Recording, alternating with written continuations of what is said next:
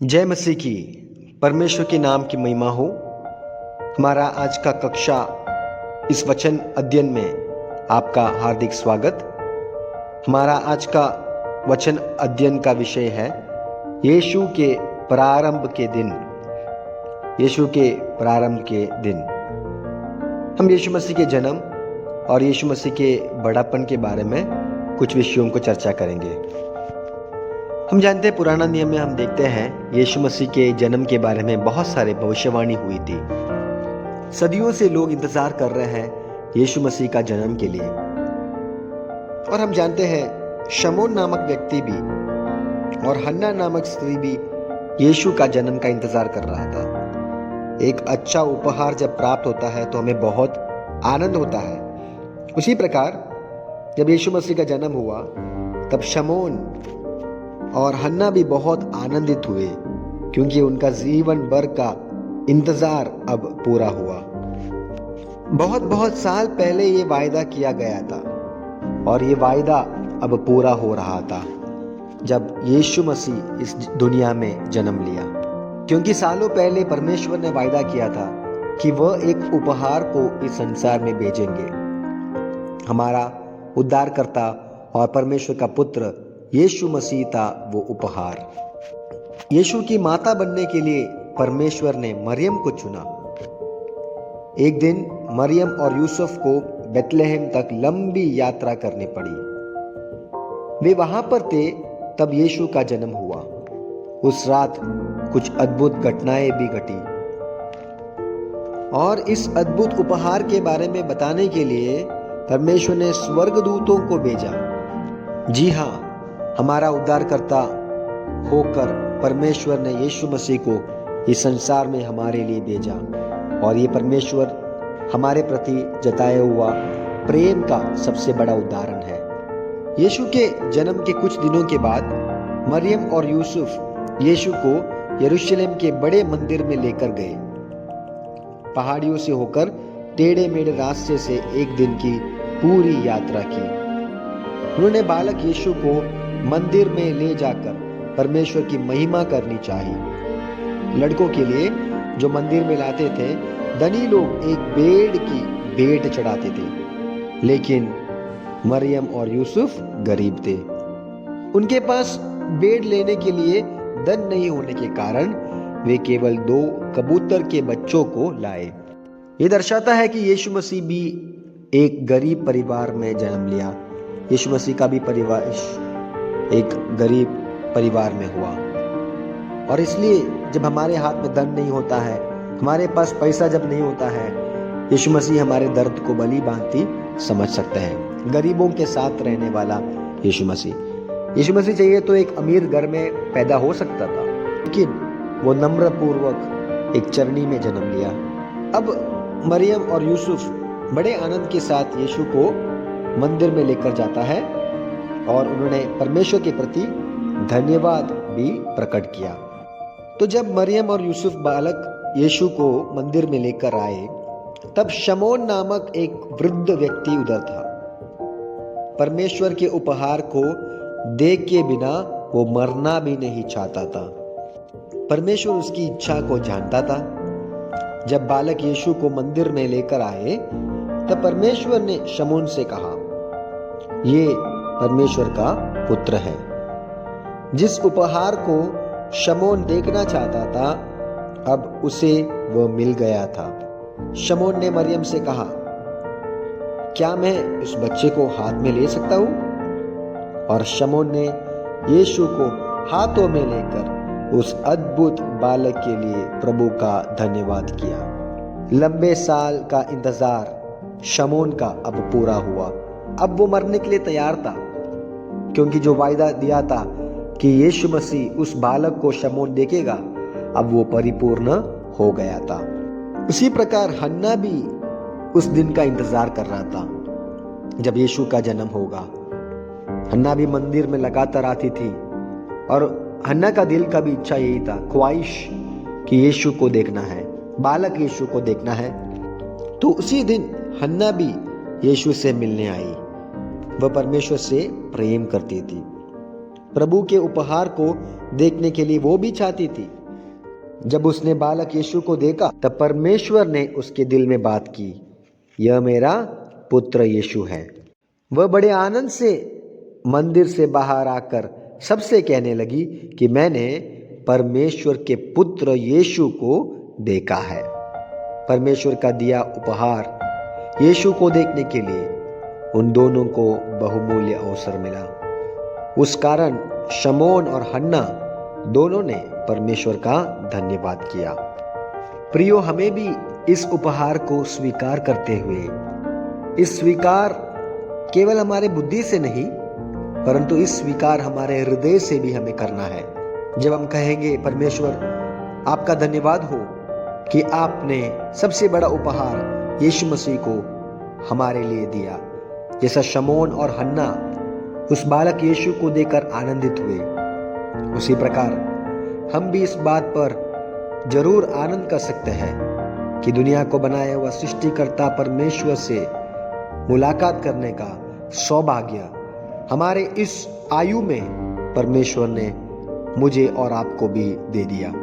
आगे बढ़ते हुए हम देखेंगे यीशु का पालन पोषण किस प्रकार हुआ था। जब हम यीशु मसीह का जन्म का कहानी बाइबल से पढ़ते हैं तो हम ज्योतिषी तारों का अध्ययन कर सकते हैं। बहुत साल पहले सूर्य, चंद्रमा और तारों का अध्ययन करने वाले ज्योतिषी लोग थे। एक उद्धारकर्ता को परमेश्वर इस संसार में भेजेगा, इस बात को यह लोग भली भांति जानते थे। और एक रात में एक विशेष तारा उनको दिखाई दिया। बहुत चमकने वाले उस तारे के पीछे चले तो उस उद्धारकर्ता के पास हम पहुंचेंगे, ऐसा इन लोगों ने सोचा। और ऊंट पर सवार होकर उस अद्भुत बालक, कौन है ये अद्भुत बालक? हमारा यीशु मसीह। इस अद्भुत बालक को देखने के लिए उन्होंने तारे का पीछा किया और बहुत यात्रा के बाद वह तारा उन्हें यरूशलेम में ले आया। उन्होंने राजा के महल में जाकर उस बालक के विषय में पूछा, क्योंकि वे लोग एक राजा के खोज में थे। उन दिनों में राजा हेरोदेस था राजा, लेकिन वो बहुत दुष्ट था और वो यीशु के बारे में नहीं जानता था। परंतु ज्योतिषों ने बड़े उत्सुकता के साथ यीशु को देखने के लिए चाहत किया और उन्होंने कड़ी परिश्रम भी किया। यहूदियों का राजा बनकर पैदा हुआ बालक को देखने के लिए हम ऊंट पर सवार होकर आए हैं। वो बालक कहाँ है? ज्योतिषों का यह सवाल सुनकर शायद हेरोदिस चकित हो गया होगा और वो सोचता होगा, ये यहूदियों का कौन है राजा? कौन राजा जब हम यहाँ पर राज पालन कर रहे हैं? हेरोदेस को बिल्कुल भी पसंद नहीं था कि उनके जगह में और कोई अब राजा बने। अब वो राज पालन कर रहे हैं, अब कौन सा बालक जन्म होने वाला है जो हमारे अधिकार को छीन लेगा? लेकिन हेरोदेस ये नहीं जानता था कि ये राजा केवल भौतिक इस संसार में कुछ समय जीकर राज पालन कर मरने वाला राजा नहीं है, तो राजाओं का राजा, प्रभुओं का प्रभु जो हमेशा के लिए अटल रहेगा। उनका राज्य कभी समाप्त नहीं होता है, उस राज्य का राजा है। ये बात का वे अज्ञात थे।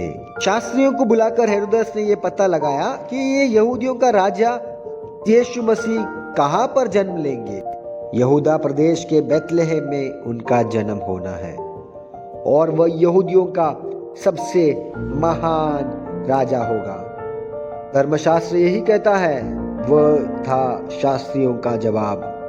अब ज्योतिषी ऊंट पर सवार होकर बेथलेहम तो पहुंच गए। फिर से तारा देखने से वह आनंदित हुए।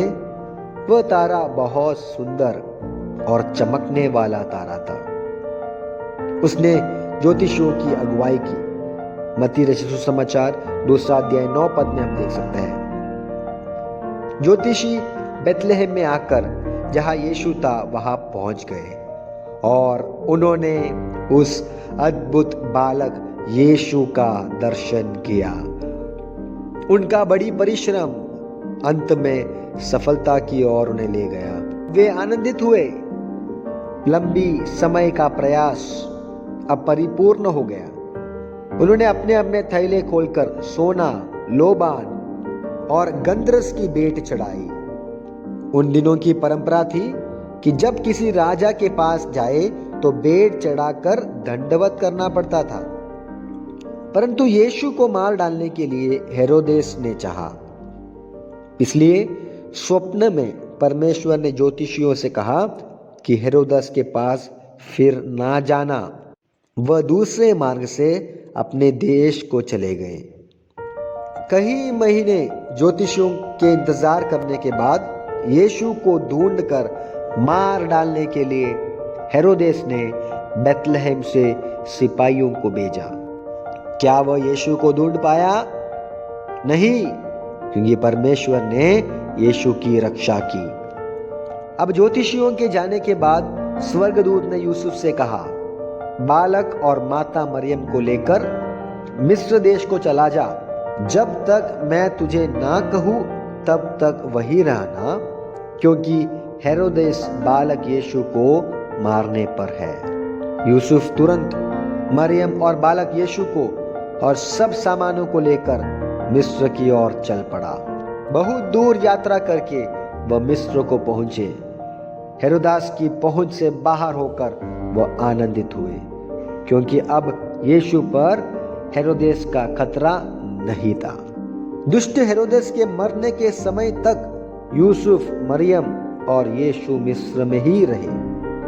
कुछ समय बाद स्वर्गदूत ने सपने में फिर यूसुफ से बात की, मरियम और यीशु को लेकर अपने देश में वापस चला जा, हेरोदेस अब मर गया है। तब वे नासरत के अपने घर में बड़ा आनंद के साथ वापस आए। एक दुष्ट राजा यीशु को मारना चाहता था, लेकिन परमेश्वर की सुरक्षा के कारण यीशु बहुत सुरक्षित रहा। परमेश्वर हर समय हमारी भी रक्षा करता है, वे हमारा पालन पोषण करता है। देखिए प्रियो, यहाँ पर हेरोदेस ने कितना भी बड़ा योजना बनाया यीशु को कत्ल करने का, लेकिन वो कामयाब ना रहा। अगर परमेश्वर ने मुझे और आपको चुन लिया है और परमेश्वर आपके और मेरे जीवन के द्वारा एक विशेष उद्देश्य को पूरा करना चाहता है, तो शैतान कितना भी प्रयास करने के बावजूद भी वो निष्फल हो जाएंगे। उनका कार्य सफल नहीं होगा, क्योंकि यहोवा परमेश्वर हमारे साथ है। कोई भी दुष्ट शक्ति आपको नहीं छुएगा। परमेश्वर का उद्देश्य पूरा होने के बाद ही परमेश्वर आपको अपने घर बुलाएगा। उसके पहले कोई भी अंधकार का सामर्थ आपके खिलाफ नहीं उठेगा। परमेश्वर उन सारे सामर्थ्यों को तबाह कर देगा और परमेश्वर आपको सुरक्षित, सही सलामत परमेश्वर के नाम की महिमा के लिए इस्तेमाल जरूर करेगा। हेरोदेस का कोई भी प्रयास पूरा नहीं हुआ। यहाँ पर यीशु को बचाने के लिए वहां के राजनीतिक सामर्थ्य नहीं आया। कोई भी अधिकार के द्वारा यीशु उस छोटे बालक का रक्षा नहीं हुआ। परमेश्वर स्वयं अपना कार्य को करता है। हमारा रक्षक भी परमेश्वर स्वयं है। वो हमारा रखवाला करता है, वो हमें सुरक्षा प्रदान करता है। वो जब हमारे साथ होता है हम सुरक्षित रहते हैं। परमेश्वर के छत्र छाया में, पंखों की आड़ में हम हर वक्त सुरक्षित है प्रियो। इसलिए हमें डरने की आवश्यकता नहीं है। जिस प्रकार उस बालक यीशु को परमेश्वर ने संभाला, सुरक्षित रखा, उसी प्रकार मुझे और आपको भी ये परमेश्वर सुरक्षित जरूर रखेगा। और यीशु मसीह का परवरिश होते ही यीशु मसीह धीरे धीरे बड़ा होने लग गया। छोटा सा बालक अब बालक नहीं रहा, बड़ा होने लग गया। लूका का सुसमाचार 2 अध्याय 52 वचन कहता है, परमेश्वर हमारा यीशु मसीह बुद्धि में, समझ में, ढील डोल में परमेश्वर और मनुष्य के अनुग्रह में बढ़ने लग गया, बढ़ोतरी होने लग गया। जिस प्रकार एक साधारण बच्चा का जन्म होता है, जिस प्रकार वो बढ़ता है, उसी प्रकार हमारा यीशु मसीह भी बालक से आगे बढ़ते हुए बढ़ने लग गया। यीशु मसीह एक बहुत आज्ञाकारी, आज्ञा पालन करने वाला एक लड़का बन गया। अपना माता और पिता का बातों को मानने वाला। उनका पिता यूसुफ लकड़ी का काम करने वाला था, बड़ा ही व्यक्ति था। हम जानते हैं बहुत कड़ी परिश्रम करना पड़ता है, और यीशु भी उनके साथ उन्हें मदद किया लकड़ी लाने के लिए। यीशु भी काम करता था। यीशु भी हर बातों में इसी प्रकार बढ़ोतरी करने लग गया, वचन में और माता पिता के साथ आज्ञाकारी होकर अपने पारिवारिक जिम्मेदारियों को पूरा करते हुए यीशु मसीह अब बढ़ने लग गया। मनुष्य के साथ भी यीशु को प्रसन्नता था, अनुग्रह, और परमेश्वर के साथ भी एक ही समान। उसी रीति में यीशु का परवरिश हुआ। यीशु मसीह 12 साल तक मंदिर में जाने के लिए इच्छा रखते थे। यरूशलेम के बड़े मंदिर के बारे में यूसुफ और मरियम यीशु से वर्णन किया करते थे। हर साल पर्व में शामिल होने के लिए बहुत सारे लोग देश के अलग अलग कोने से यरूशलेम में आते थे। हमारा आज का क्रिसमस बड़े दिन के समय जब होता है, जैसा उत्सव मनाते हैं, उसी प्रकार पर्व के समय लोग ये उत्सव को मनाते थे।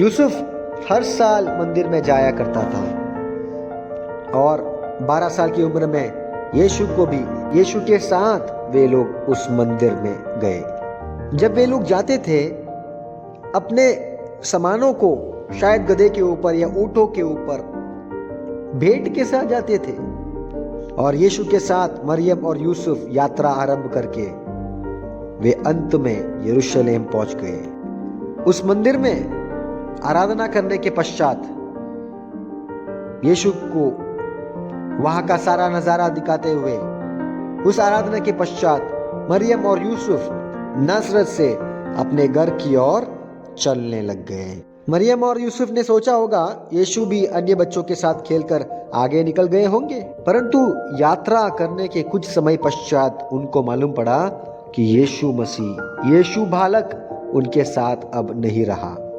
अब वापस वो सफर करके यरूशलेम में पहुंच गए। लूका रचित सुसमाचार 12 अध्याय उसका 44 वचन में हम देख सकते हैं। यीशु कहाँ है? यीशु को नहीं दिख रहा है। अब अंत में तीसरे दिन मंदिर में उन्होंने यीशु को पाया। यीशु वहां क्या कर रहा था? यीशु बड़े उपदेशकों के बीच में बैठकर उनको सुनता था और उनसे सवाल पूछ रहा था। अब ये केवल 12 साल की उम्र में यीशु के इस ज्ञान को देखकर सब लोग आश्चर्यचकित हो गए। इस छोटे से उम्र में यीशु को इतना ज्ञान कहां से आया है? यीशु का उस वचन के ज्ञान लोगों को ताजुबा में कर दिया। बड़े शास्त्रियों के साथ, वचन के पंडितों के साथ बैठकर वार्तालाप कर रहा था, सवाल पूछ रहा था, उत्तर बता रहा था। ये सबके लिए बड़े आश्चर्यजनक बात हुआ। यीशु मसीह का बुद्धि, वचन का ज्ञान, क्योंकि वो इन बातों में दिलचस्प रखता था। अन्य बच्चों के समान केवल खेल कूद नहीं, धार्मिक बातों में इस बालक यीशु का बड़ा शौक था। अब जब उन्होंने परमेश्वर या इस यीशु को पाया, तब मरियम ने उनको गले लगाकर पूछा होगा, हे पुत्र, तूने हमसे ऐसा व्यवहार क्यों किया? हमने तुझे कहां नहीं ढूंढे।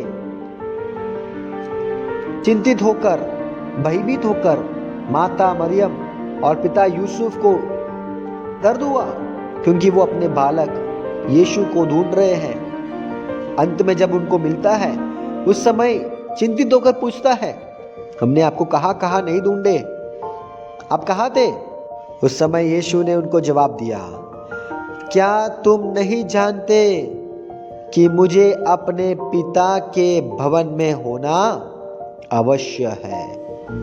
बड़े ध्यान से सुनिएगा। क्या तुम नहीं जानते कि मुझे अपने पिता के भवन में होना अवश्य है? लूका रचित सुसमाचार 20वां अध्याय 39 वचन में आप इसको देख सकते हैं। देखिए, उस छोटे से उम्र में ही बालक यीशु के मन में अपने पिता के भवन, पिता के मंदिर, पिता के बारे में जानना, पिता के बारे में वार्तालाप करना, पिता का सोच उनके मन में उन्हें प्रभावित किया। ऐसे उम्र में जब केवल खेल कूद करना है, उस समय भी यीशु का दिल, यीशु का जुनून, यीशु का मनन विषय परमेश्वर और परमेश्वर के भवन के बारे में चिंता था। ये बालक यीशु मसीह का ज्ञान, बुद्धि, समझ सब अवर्णनीय है। ये बालक यीशु मसीह केवल एक क्षेत्र में नहीं, हर एक क्षेत्र में बढ़ोतरी प्राप्त करते रहा। हमारे समान परखा गया लेकिन पाप नहीं किया। अब और भी बड़ा हो गया, जवानी के उम्र में आ गया। जवानी के बाद यीशु मसीह 30 साल की उम्र में बपतिस्मा लिया। बपतिस्मा उस समय लिया जिसके पश्चात उन्होंने अपने सामाजिक सेवकाई की आरंभ किया। एक एक ऐसे स्तर में हम यीशु मसीह का जन्म के बारे में, यीशु मसीह का बढ़ोतरी के बारे में, यीशु मसीह के सेवकाई के बारे में हम सीख सकते हैं। अब ये जवान यीशु मसीह बपतिस्मा लेने के पश्चात चेलों को चुनकर अद्भुत कार्य करने लगे। बीमारियों को चंगा करता था, जगह जगह घूमकर। जैसा हमने देखा उसी प्रकार मुझे अपना पिता का काम करना है, पिता का व्यवहार, पिता का व्यापार, उन बातों को प्रतिबिंब करना यीशु मसीह चाहता था। गांव गांव जाकर सुसमाचार का प्रचार करने लग गया। यीशु के अद्भुत कार्य, विभिन्न प्रकार के अद्भुत कार्य किया। प्राकृतिक अद्भुत कार्य जो प्रकृति में होता है, 5000 को खिलाना प्रकृति में हुआ अद्भुत कार्य है। पानी के ऊपर चलना प्राकृतिक अद्भुत कार्य है जो प्रकृति में हुआ। ऐसे बहुत सारे प्राकृतिक अद्भुत कार्य यीशु ने किया। जब वो आंधी को, लहरों को शांत किया, प्रकृति के ऊपर भी यीशु को कब्जा था। यीशु उन बातों के ऊपर भी विराजमान था। शारीरिक अद्भुत कार्य किया, जब अंधों को आंख दिया, बहरों को कान दिया, लंगड़ों को चलाया। इस प्रकार शरीर में यीशु मसीह चंगाई किया। अनेकों का बुखार को यीशु मसीह ने चंगा किया। कोढ़ियों को यीशु ने, 10 कोढ़ी यीशु के पास आए, उन्हें चंगा किया। तो ये शारीरिक अद्भुत कार्य भी यीशु ने परिपूर्ण किया। और हम देखते हैं जब बर्तिमाई नाम का एक अंधा चिल्लाया, उस समय यीशु ने उसका अंधापन को भी दूर कर दिया और बर्तिमाई यीशु के पीछे हो गया।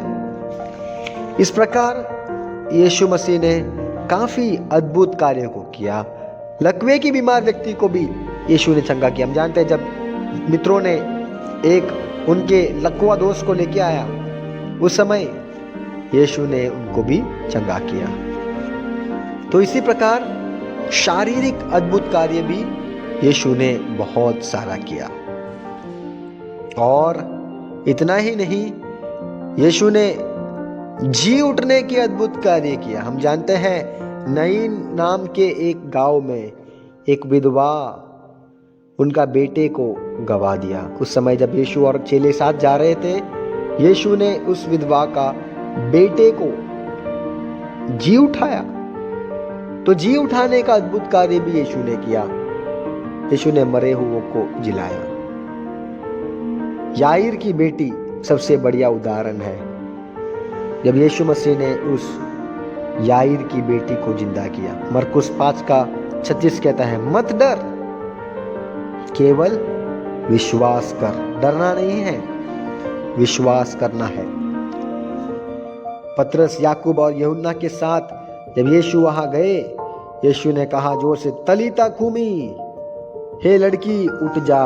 उन्होंने कहा ये तो सो रहे हैं, नींद मार रहे हैं। और एक बड़ा चमत्कार वहां पर हुआ जब यीशु मसीह ने याईर की बेटी को वापस जीवन दिया। इसी प्रकार बहुत सारे भूतों को यीशु ने निकाला। भूतों को निकालने का अद्भुत कार्य। गिरेसेनियों का देश से यीशु ने भूत को निकाला हुआ। उस कहानी से हम वाकिफ हैं। मरकुस 5वां अध्याय पहले 2 वचन में हम देख सकते हैं यीशु मसीह ने कई बार, एक बार नहीं कई बार इस प्रकार के कार्य किया। जब भूतों को यीशु मसीह ने आज्ञा दी, दुष्ट आत्मा के ऊपर यीशु ने छवि निकाली, यीशु ने अधिकार के साथ जब कहा, उस समय तुरंत दुष्ट आत्मा बाहर आए। तो इस प्रकार हम देखते हैं 4 प्रकार के अद्भुत कार्य यीशु ने किया।